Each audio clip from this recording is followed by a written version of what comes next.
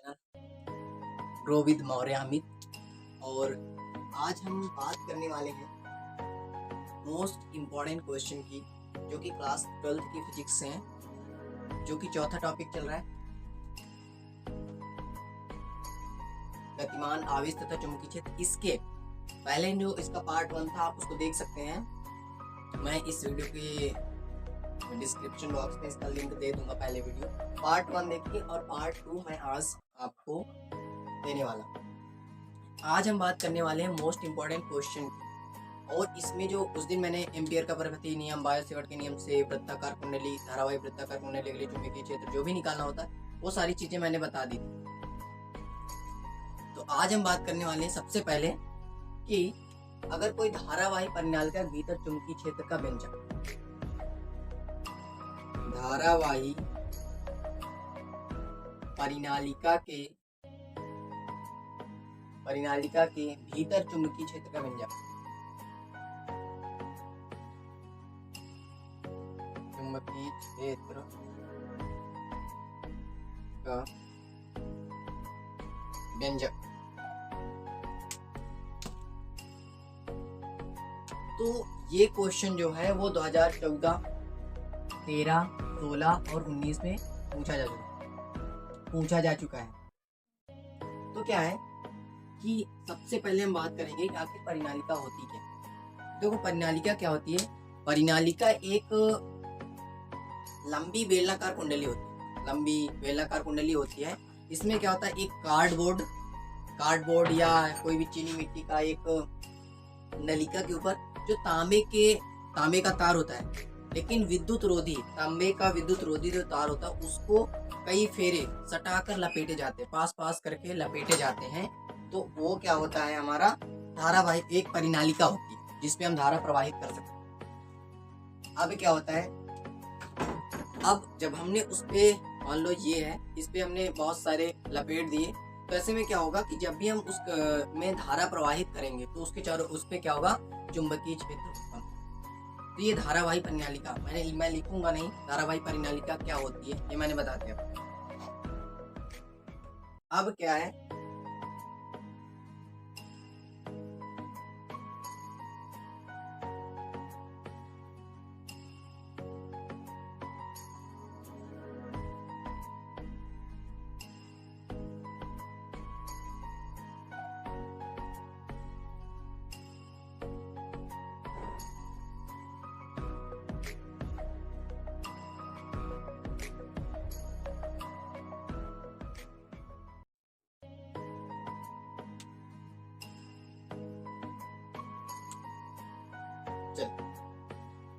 तो ये कुंडली है।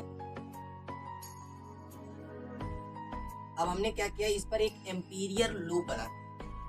एम्पीरियर लूप क्यों? क्योंकि हमें निकालना है कि जो धारावाही है इसके भीतर चुंबकीय क्षेत्र कितना हुआ। सबसे पहले हमने क्या किया, एक एम्पीरियन लूप बनाया। तो सबसे पहले लिखेंगे क्या, माना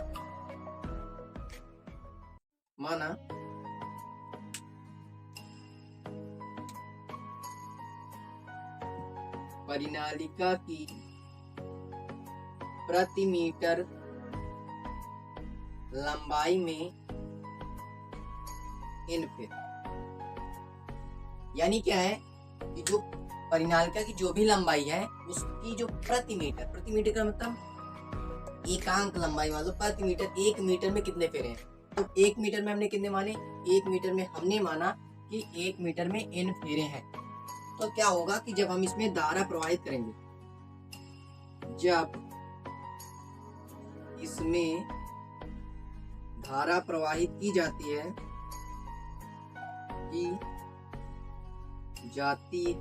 तो अगर हम इसमें धारा प्रवाहित करेंगे तो क्या होगा कि जैसे हम धारा प्रवाहित करेंगे तो इसमें क्या होगा, चुंबकीय क्षेत्र उत्पन्न होगा। इसमें क्या होगा, इसमें चुंबकीय क्षेत्र उत्पन्न हो जाएगा। हमने एक बंद एम्पीरियन लूप ABCD लिया। अब क्या हमने क्या किया, एक बंद लूप लिया, एम्पीरियन लूप, बंद एम्पीरियल लूप लिया है। अब क्या है, करंट प्रवाहित करते हैं इसमें। बंद Amperian loop A P, A B, B C, C D और डीए। तो सबसे पहले हम जैसे हम बंद एम्पीरियल लूप लेंगे तो हम देखते क्या है कि ये जो एडी, डीए और बीसी और एडी है, क्या है ये इसके लंबवत है। तो इसकी वजह से क्या होगा, जब लंबवत हो तो cos 90 की वैल्यू 0 होती है। उसकी वजह से क्या होगा, इन दोनों पर चुंबकीय क्षेत्र नहीं होगा। और ये वाला पॉइंट जो सीडी है ये कुंडली से बहुत दूर है। कुंडली से बहुत दूर होने की वजह से भी इस पर चुंबकीय क्षेत्र बहुत कम होगा। ये पॉइंट इससे बहुत दूर है, इसकी वजह से भी इस पर चुंबकीय क्षेत्र का असर नहीं होगा। बची ये, तो हम लिखेंगे एम्पियर के नियम से इंटीग्रल ई डॉट डीएल, एक छोटा टुकड़ा डीएल लिया तो ई डॉट डीएल बराबर क्या हो जाएगा, यहाँ से सबसे पहले यहाँ से स्टार्ट करेंगे। तो यहाँ से हमारा पहला है ए से बी पर जाते हैं, ई डॉट डीएल प्लस दूसरा क्या होगा डी से सी, ई डॉट डीएल, फिर क्या होगा सी से डी, ई डॉट डीएल, फिर क्या होगा D to A, E dot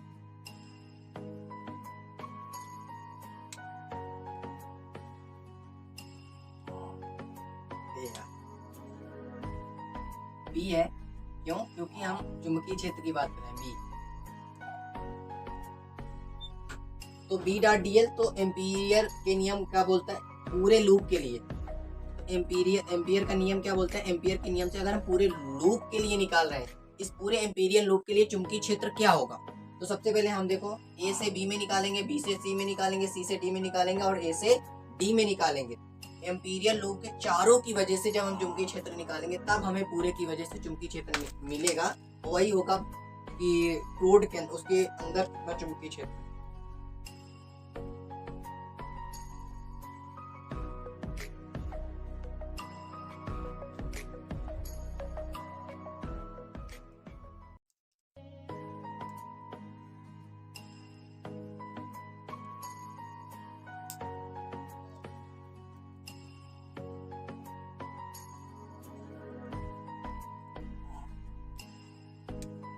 ampere के नियम से। तो जब हमने इसको निकाला तो अभी मैंने बताया कि जब ए बी और डीएल, तो यहाँ पे हम लिखेंगे integral B to C, B dot d l, C to D,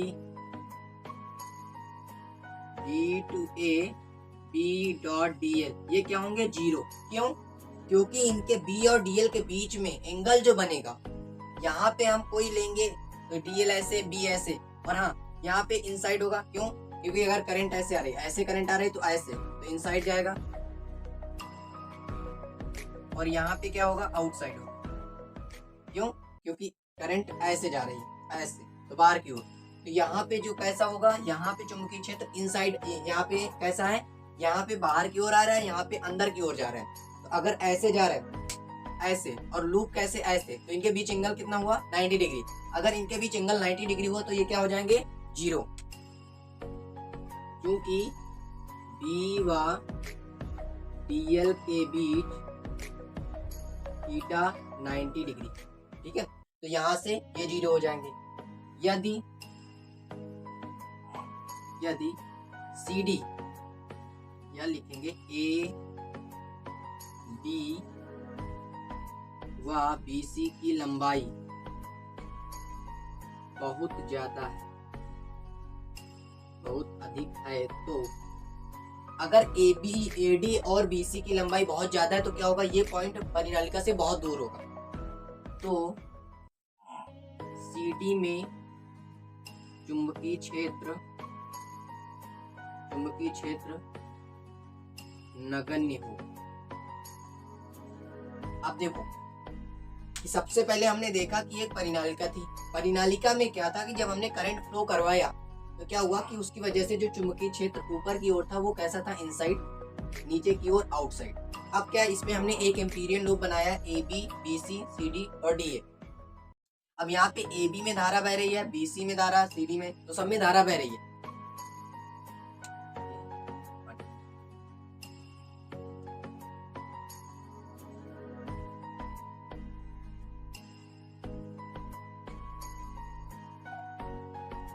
तो सबके लिए, पूरी परिनालिका के लिए हमने निकाला क्या, चुंबकीय क्षेत्र। तो बी डॉट डी एल बराबर पहले ए से बी के लिए, फिर बी से सी के लिए, फिर सी से डी के लिए, फिर डी से ए के लिए।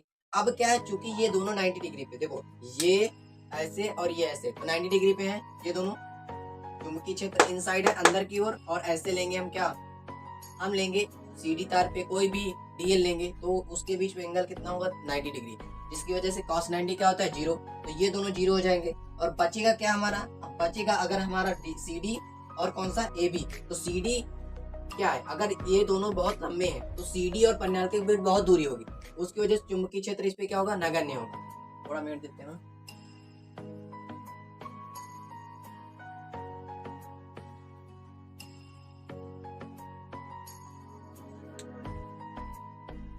अब अगर नगण्य होगा तो कौन कौन 0 बचेगा, क्या, बी डॉट डी एल बराबर, इधर बचेगा क्या, हमारा सिर्फ बचेगा A B, A to B, B dot d l, ये क्या हो जाएगा, A B, B d l cos. अब देखो एंगल ए बी, अब देखो चुंबकीय क्षेत्र और ए बी के बीच में एंगल, ये दोनों कैसे हो जाएंगे, अनुदिश हो जाएंगे, यानी समांतर। तो थीटा कितना हो जाएगा, 0 डिग्री, ठीक है। तो समांतर हो जाएंगे चुंबकीय क्षेत्र और जो ए बी है उसमें, जो अगर आप लोगे कोई भी पॉइंट लोगे, डीएल लोगे, तो क्या होगा, चुंबकीय क्षेत्र को इनसाइड की ओर जा रहा है। अगर आप डीएल लोगे तो ऐसे आ रहे चुंबकीय क्षेत्र रेखाएं, तो वो बीच में पड़ेगा, तो उनके बीच अनुदिश हो गया, अनुदिश ऐसे, तो ऐसे, तो अनुदिश हो गया, तो उसकी वजह से एंगल कितना हो गया, 0 डिग्री। तो अगर एंगल 0 डिग्री हो गया तो यहाँ पे हो जाएगा ए टू बी, यहाँ पे हो जाएगा बी डीएल।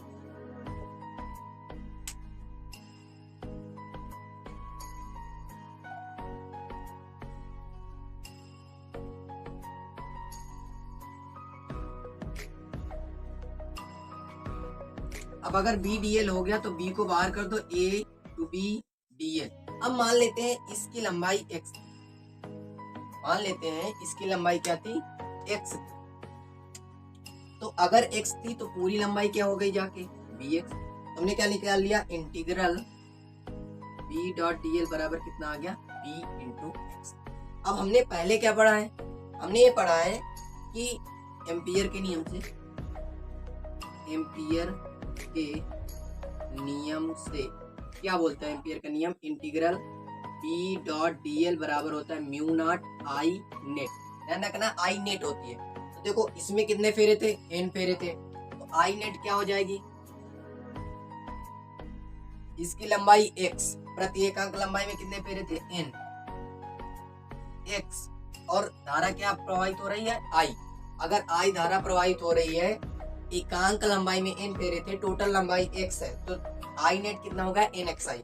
यहाँ पे रखेंगे म्यू नॉट एन एक्स आई। अब इसमें पुट करेंगे समीकरण 1 में, लिखेंगे समीकरण 1 से, तो म्यू नॉट एन एक्स आई बराबर बी इंटू एक्स। तो x से ये x कैंसिल, तो b बराबर क्या आ गया, म्यू नॉट एन आई। तो b बराबर क्या आ गया, म्यू नॉट एन आई। यही क्या है, किसी भी धारावाही परिनालिका के भीतर जो चुंबकीय क्षेत्र होता है, b बराबर क्या आ जाएगा, म्यू नॉट एन आई। ये फार्मूला होता है।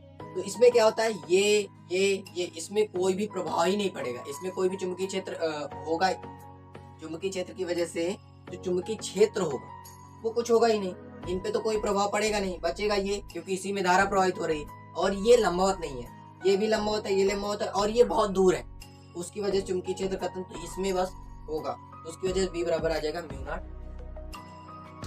और b का मात्रा क्या होता है, न्यूटन पर एम्पियर इंटू।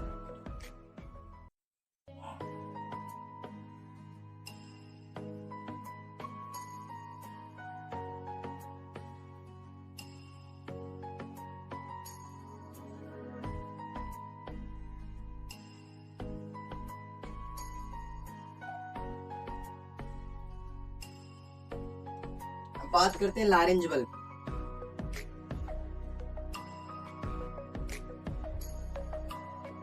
लॉरेंज बल क्या होता है? जब भी कोई आवेशित कण किसी चुंबकीय क्षेत्र में प्रवेश करता है तो उस पर एक बल कार्य करता है, और वो जो बल कार्य करता है उसी को हम लॉरेंज बल बोलते हैं।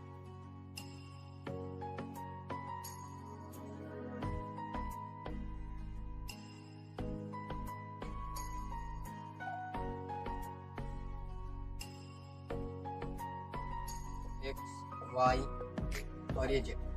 तो क्या होता है कि जब भी कोई आवेशित कण किसी चुंबकीय क्षेत्र में प्रवेश करता है तो उस पर एक बल कार्य करता है। चुंबकीय क्षेत्र में कोई भी आवेश अगर प्रवेश करेगा तो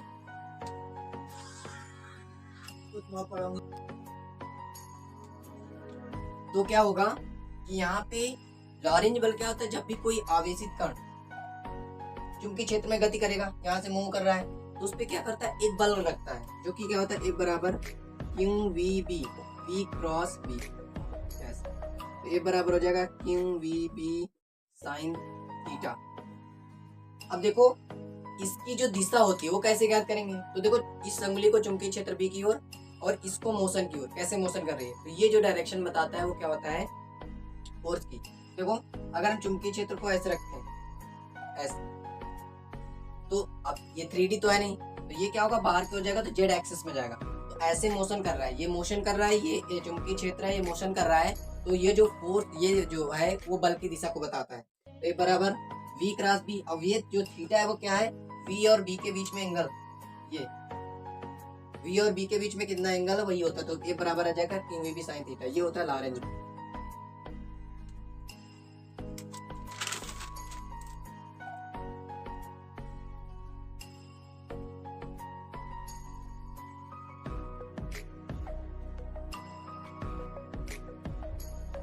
अब मान लो अगर इसी की जगह अगर कोई चुंबकीय क्षेत्र है तो उसमें हमने एक रॉड रख दी जिसपे धारा I प्रवाहित हो रही और उसकी लंबाई L है। अगर ऐसे है तो उसमें क्या होगा? वो कैसे? उसमें हम बल कौन सा लगाएंगे? तो उसमें क्या होता है? चुंबकीय क्षेत्र में रखी किसी धारावाही चालक पर बल क्या होगा? चुंबकीय क्षेत्र में रखी किसी धारावाही चालक पर बल क्या होगा? तो वो होता है ए बराबर I B L sine theta. कोई इसको ए बराबर B I L sine theta लिखता है। यहाँ पे क्या होता है? आई इसको इसलिए लिखते हैं, इसको पढ़ते हैं बिल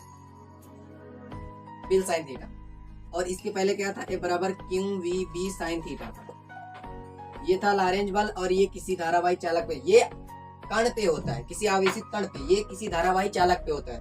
तो ए बराबर q v B sine theta. तो यहाँ पे कण क्या है? क्यू। तो अगर कण है तो यहाँ पे जो एंगल होता है v और b के बीच में एंगल थीटा होता है, यहाँ पे b और l के बीच में एंगल थीटा होता है। तो अब बात करते हैं कि इनको याद कैसे करेंगे। तो इसके लिए मैंने जो ट्रिक बनाई है b q v sine theta, और याद रख लो बकवास, ठीक है? इसके लिए याद रख लो बकवास b क्यू v और s से साइन थीटा। तो बकवास हो गया। इसमें bill sine theta, B I L sine theta है तो bill B I L, bills घर के बिजली के बिल्स। तो बिल्स जो होते हैं घर में बहुत सारे बिल्स होते हैं, तो बिल्स, तो B I L S A बराबर B I L sine theta. ये फोर्स होता है धारावाही चालक पे और ये होता है किसी आवेशित कण।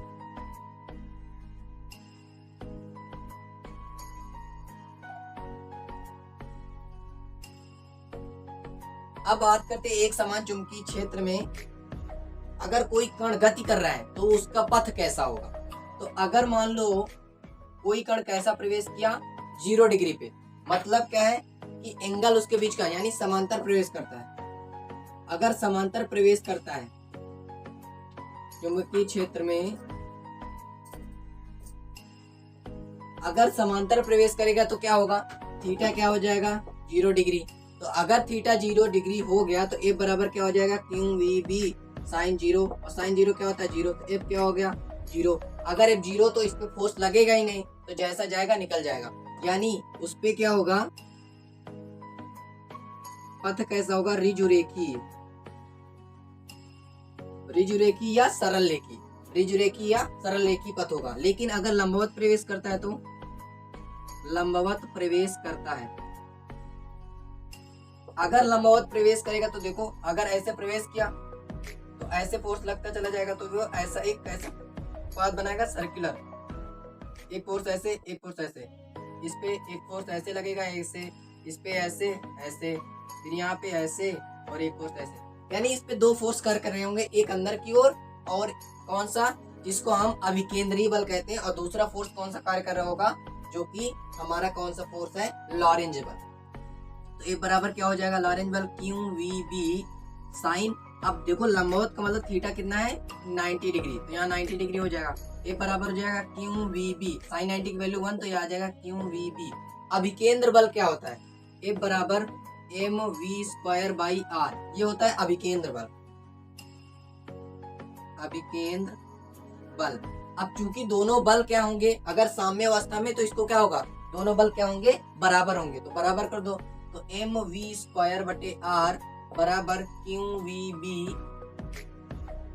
क्यू वी बी, तो आर की यहाँ से एक वी से एक वी कैंसिल, तो आर बराबर क्या आ जाएगा, m v by q B. तो ये होती है पथ की त्रिज्या, पथ की त्रिज्या।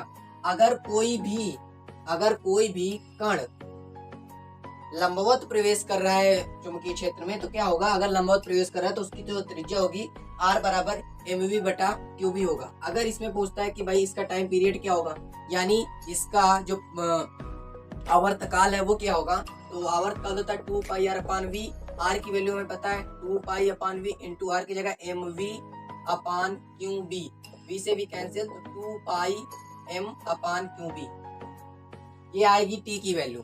अगर फ्रीक्वेंसी पूछता है तो इसका उल्टा हो जाएगा, फ्रीक्वेंसी पूछता है तो इसका उल्टा हो जाएगा, टी बराबर 2 पाई एम क्यू बी, तो एफ आ जाएगा क्यू बी अपान 2 पाई एम। तो ये होता है अगर कोई कण क्या करता है कि 90 डिग्री पे प्रवेश करता है इसमें चुंबकीय क्षेत्र में। अब इसका पथ कैसा होगा, देख रहे हैं, वृत्ताकार होगा, इसका पथ कैसा होगा, वृत्ताकार होगा। थर्ड कंडीशन आती है किसी थीटा कोण पे, किसी कोण थीटा पे अगर करता है तो एफ लॉरेंज बल क्या होगा, q v B sine theta, अब किसी एंगल पे प्रवेश कर रहा है तो साइन थीटा, और अभिकेंद्र बल एम वी स्क्वायर बटे आर होगा, ठीक है। तो ऐसे में क्या होगा, दोनों को आप इक्वल करोगे तो एम वी स्क्वायर बटे आर बराबर q v B sine theta, तो यहाँ से आपकी आर की वैल्यू आ जाएगी m v sine theta upon q B. आप ऐसे भी कर सकते हो कि आपको आर पता थी, आर यहाँ पे पता थी, m v upon q B. अब क्या है कि जब आप पता करो किसी थीटा कोण के लिए, तो वी को लंबवत कर दोगे, तो आर बराबर आ जाएगा m v sine theta upon q B. अब इसका पथ कैसा होगा, इसका पथ कुंडलिनी होगा, इसका पथ कुंडलिनी होगा यानी हेलिक्स का होगा, ऐसा कुछ हेलिक्स। अब अगर, लेकिन देखो ध्यान रखना, आर त्रिज्या तो बदल गई लेकिन इसके टाइम पीरियड में कोई प्रभाव नहीं पड़ेगा, 2 pi m upon q B ही रहेगा। इसकी त्रिज्या में इसका जो टाइम पीरियड है, आवर्तकाल है, उसमें कोई प्रभाव नहीं पड़ेगा, सिर्फ और सिर्फ त्रिज्या बदल जाएगी।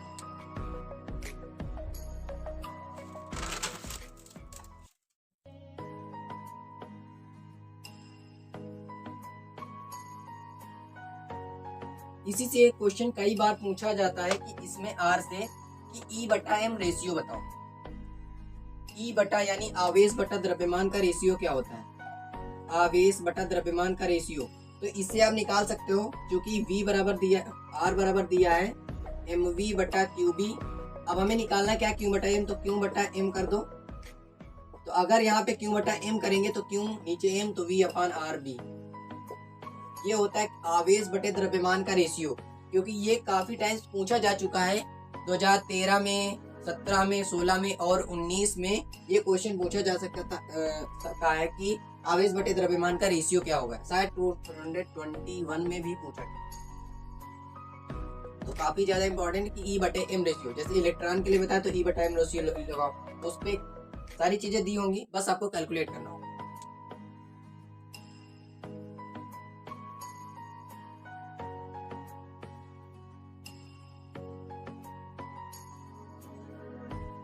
अब आता है इसमें मोस्ट इंपॉर्टेंट, दो समांतर धारावाही चालकों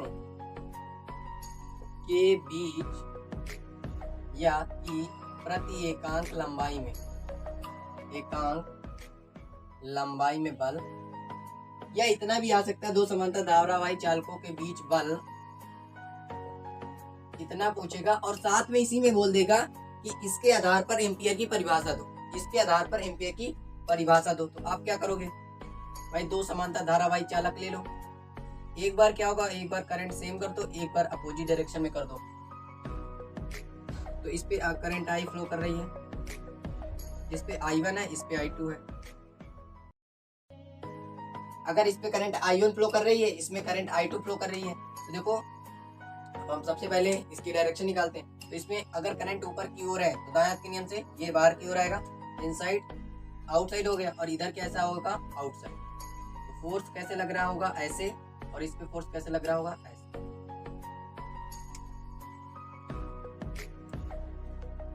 अब बात करते हैं इस वाले में। तो इस वाले में पहले ऐसे ही आएगा, बाहर की ओर ऐसे। दूसरी कंडीशन में क्या होगा, ऐसे, वो नीचे की ओर है, करंट कैसे है, नीचे की ओर, ऐसे। इसमें क्या था, करंट ऐसे, इसमें भी करंट कैसे है, ऐसे, इनसाइड हो गया। इसमें करंट ऐसे, तो ऐसे बाहर की ओर, इसमें करंट नीचे की ओर है तो बाहर की ओर, तो इधर भी बाहर की ओर, इधर की, तो ये ऐसे होगा और ये ऐसे होगा। यानी क्या है कि जब सेम डायरेक्शन में होंगे तो क्या करेंगे, सेम डायरेक्शन में क्या हो रहा है, अट्रैक्ट कर रहे हैं, अपोजिट डायरेक्शन में क्या है, तो रिपेल करते हैं। यानी अगर करंट की जो दिशा है वो अगर एक तरफ को है, सेम डायरेक्शन में है, तो क्या करेंगे, आकर्षण होगा। अगर दोनों अलग अलग डायरेक्शन में है, अपोजिट डायरेक्शन में, तो क्या होगा, प्रतिकर्षण होगा। माना कि दो सीधे लंबे व समांतर तारों में धारा I1 व I2 प्रवाहित हो रही है। यदि दोनों तारों में धारा एक ही दिशा में है, तो एक दूसरे को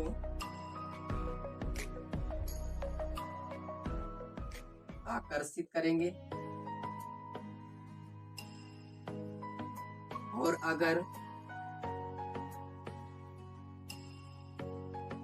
अगर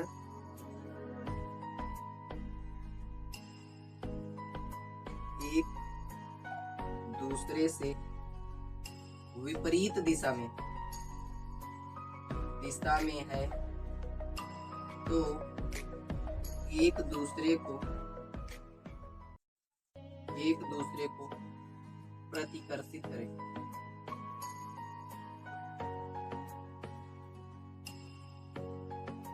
सबसे पहले क्या है कि हमने क्या लिया है, दो तार लिए हैं, और दो तार में हमने क्या किया है, नाम दे सकते हो आप PQRS।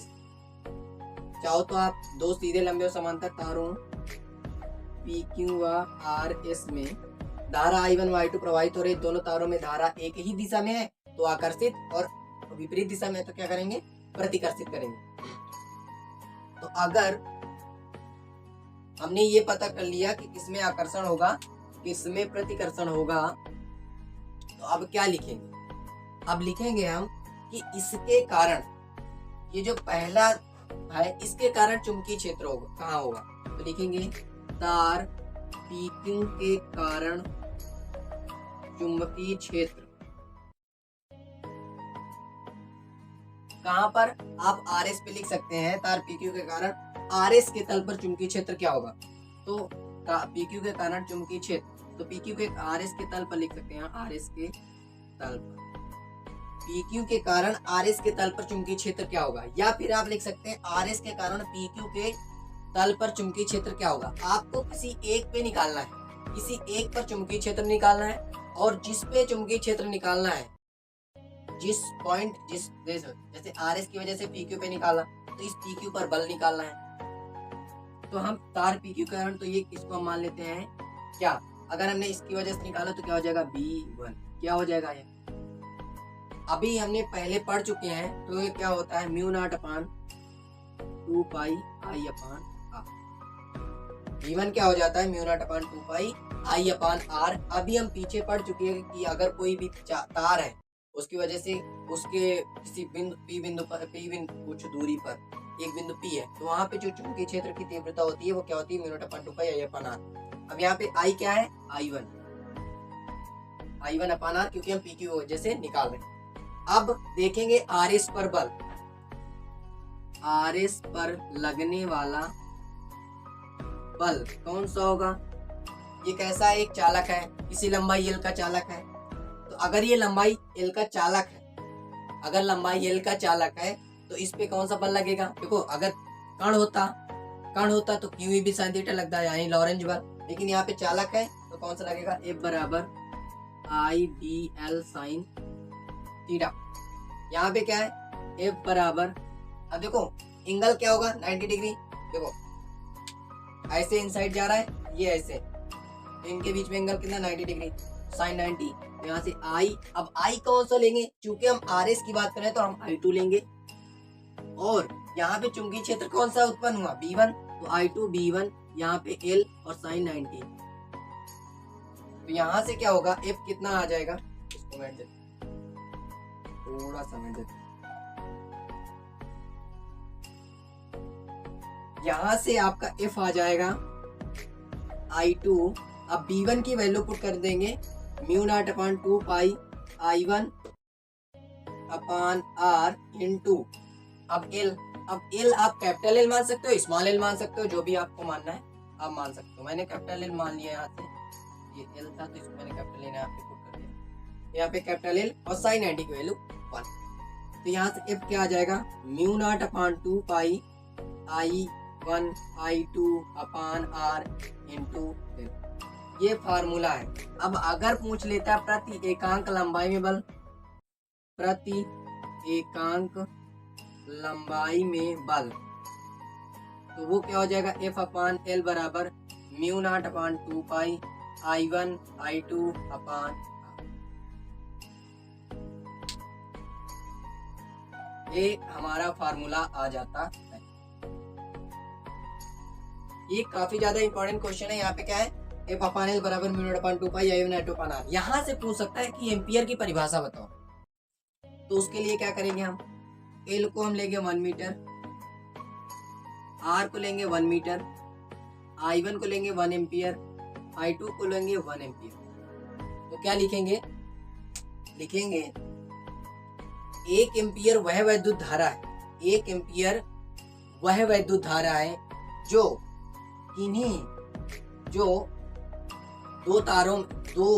दो सीधे लंबे समांतर या निर्वात में रखे दो सीधे लंबे समांतर तारों के बीच तारों में प्रवाहित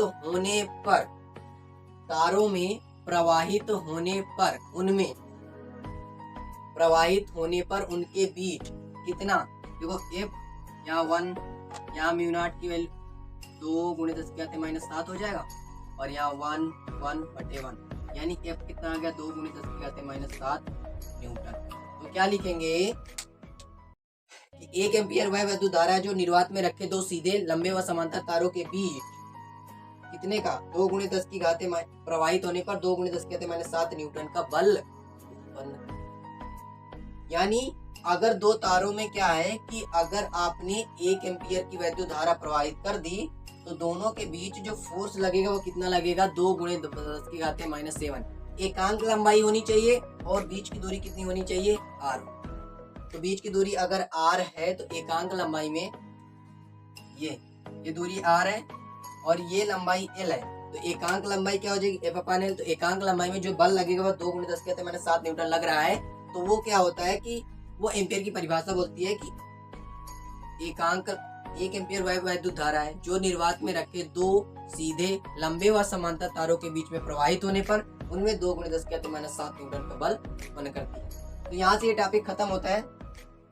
thanks for watching this video. और अगर आपको वीडियो अच्छा लगा हो तो आप चैनल को सब्सक्राइब कर लो, वीडियो को लाइक कर दो, और इस वीडियो को काफी सारे बच्चों तक पहुंचा दो जो क्लास 12th में है, उनकी भी आप थोड़ी सी हेल्प कर सकते हो। आप वीडियो को शेयर कर दीजिए, आप जिस भी सोशल मीडिया पे चलाते हैं।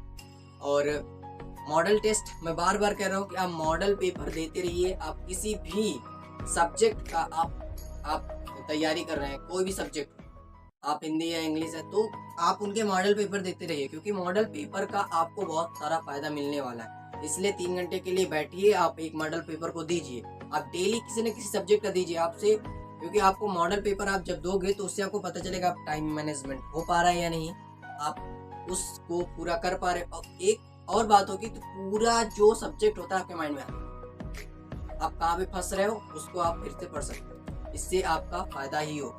इसलिए आप मॉडल पेपर जरूर करें और इस वीडियो को ज़्यादा से ज़्यादा लोगों तक शेयर कर दीजिए। और thanks for watching and good.